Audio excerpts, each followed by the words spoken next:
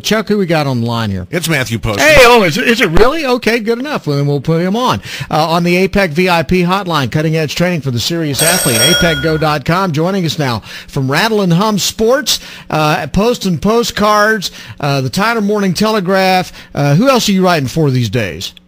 Let's see, what else? Roadtripsports.com is Roadtripsports.com. What is that?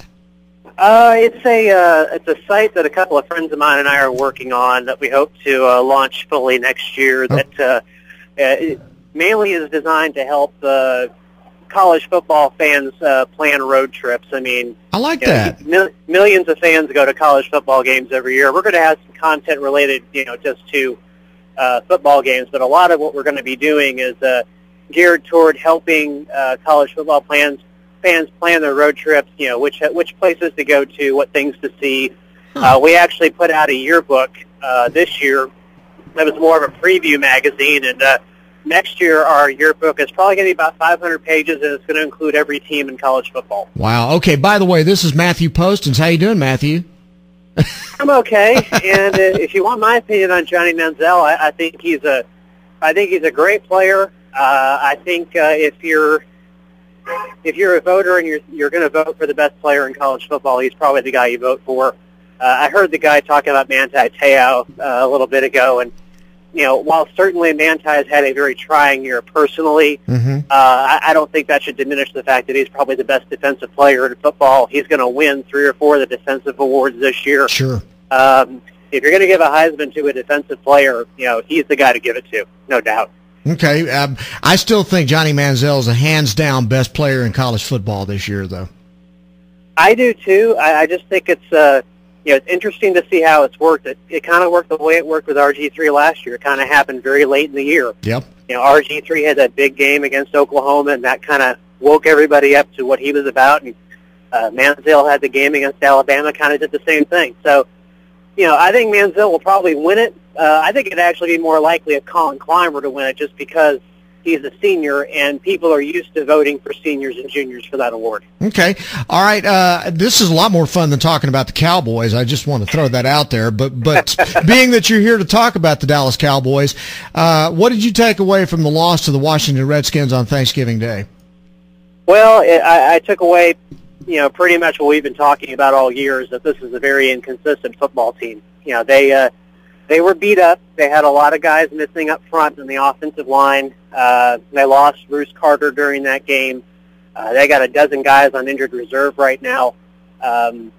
This is just not a consistent football team. They're talented. They're just not consistent. And when you consider that they've only scored 3 points in the first half of their last 2 games, I have to wonder, having watched and been around pro football long enough, I have to wonder if, to a certain degree, some of the players have checked out on what the Cowboys are trying to do this year. Do you think so? The way they've battled back in that ball game, that they're starting to quit on Jason Garrett? Well, I don't know. They came back in the second half and they played well against the Browns. They did the same thing against the Redskins. But I think the thing that you come back to is, why does it take being down 13-0? Why does it take being down 28-3 for the light switch to come on for this football team? To finally get back in the football game. It's been that way all year. This team has started slow in practically every game it's been in, and it's difficult to ascertain if it's coaching, if it's execution, or it's a combination of the two. But these guys know what is said about them every week. These guys know how well or how poorly they're playing. They know they're inconsistent, and you just kind of have to wonder at this point if some of these guys are looking more toward next year than they are the final 5 games. Boy, I'll tell you what, I can't imagine the guys on that offensive line could be looking beyond tomorrow, because they all ought to be out on the street. Seriously. Well, I wrote a piece this morning, and one of the things I hit on was the offensive line, and I think the only guy that really has the talent that's worth keeping, if you're going to make changes, is Tyron Smith, the first-round pick from a year ago. I think he's talented enough and young enough to the point where I think he could become a type flight tackle. You got to remember, when he came out of college, he was 20 years old. Right. So I mean, he's still at the point where he would actually be a senior in college right now instead of a second-year tackle in the NFL. So as far as the rest of the guys go, I don't think any of those guys are so talented that you can't find a better player either through the draft or via free agency. And I can't imagine that at the end of this season, the Cowboys aren't going to look at that position group and say, we have to sell out like we did with the cornerback position this year and find guys that can upgrade that position. If they could find them at a garbage dump and be better than what they've had this year. It's just been brutal. The one thing I did find interesting was that Jeremy Parnell actually held his own at tackle against the Redskins. He did a good job. You know, he did.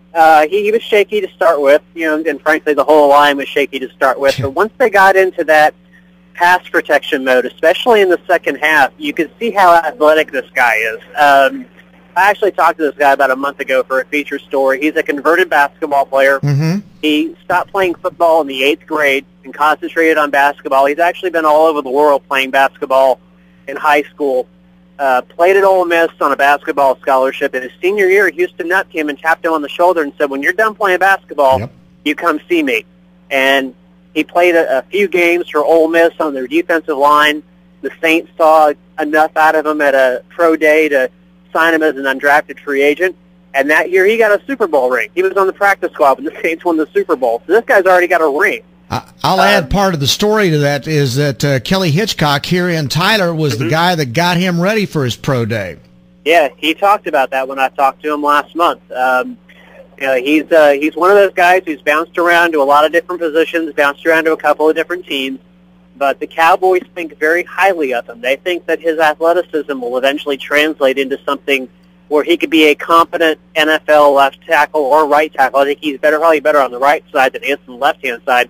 But they've extended him for 3 years. He's actually got a 4-year contract right now.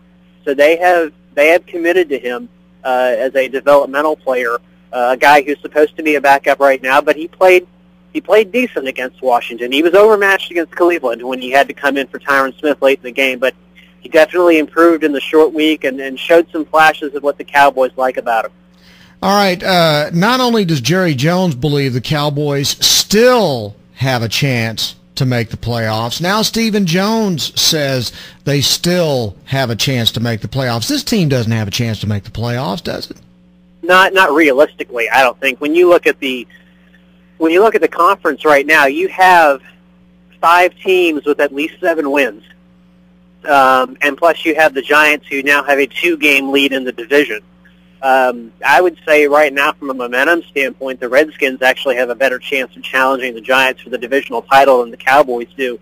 The schedule is a little forgiving, but they'll probably beat Philadelphia just because Philadelphia is a train wreck. But those next 3 games, Cincinnati, Pittsburgh, New Orleans, they're all 50-50 games, and probably leaning more toward the Cowboys losing those games. So mathematically, yeah, they're still in it, but it's also like saying the Saints are mathematically still in it. They're both 5-6.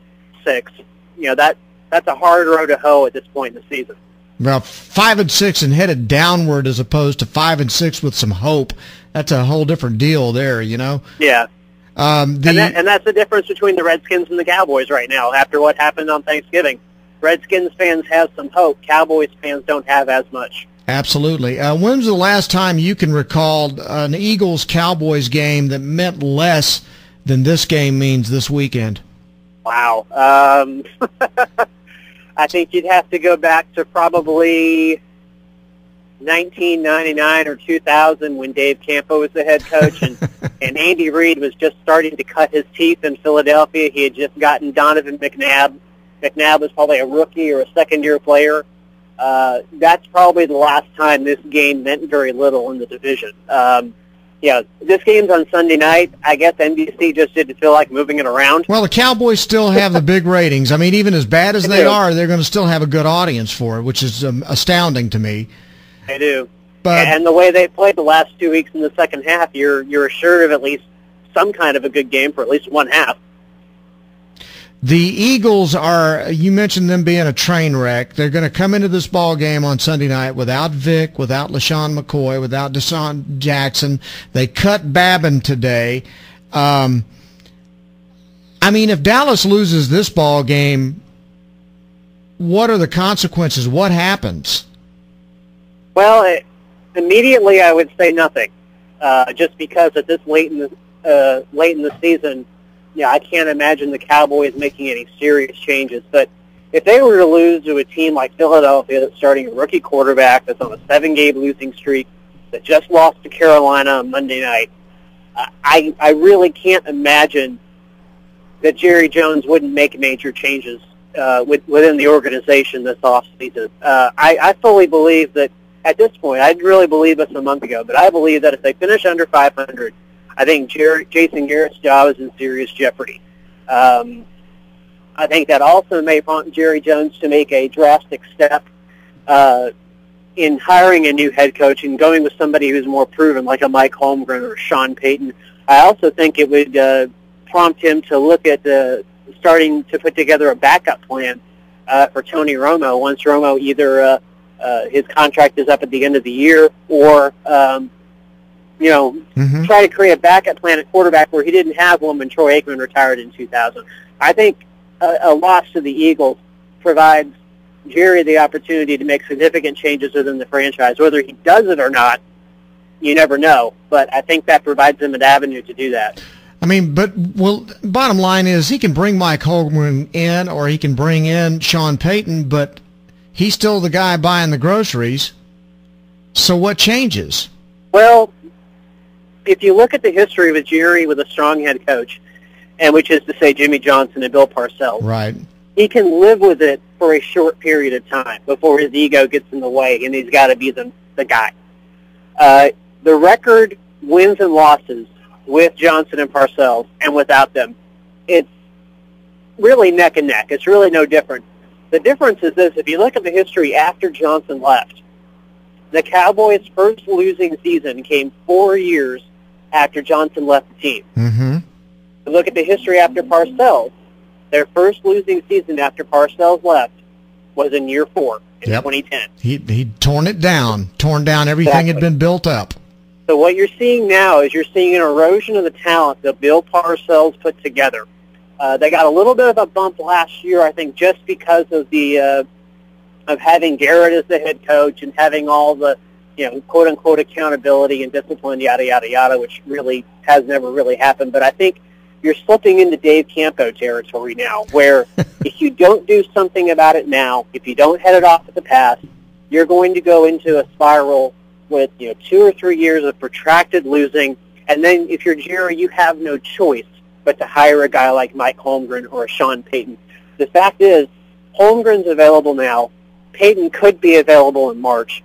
The time would be right if this team finished under 500 to go ahead and try and do something proactive to put this team in a position where it could be winning football games again with more regularity. Remember when Parcells came in? He took a 5-11 team and made it 9-7 and got to the postseason. So it's very possible to turn around in 1 year if you have the right coach. Yep, and you got the right guy picking the players. I agree with you. Matthew, Exactly. good talking to you, man. Again, we enjoy reading all your stuff and Rattle and Hum Sports and all the 9,000 other sites that you write for, including the Title Morning Telegraph. Good talking to you, man. Thank you, sir. All right, Matthew Postins from Rattle and Hum Sports on Bryan Houston Sports Radio Live on 99.3 Talk FM.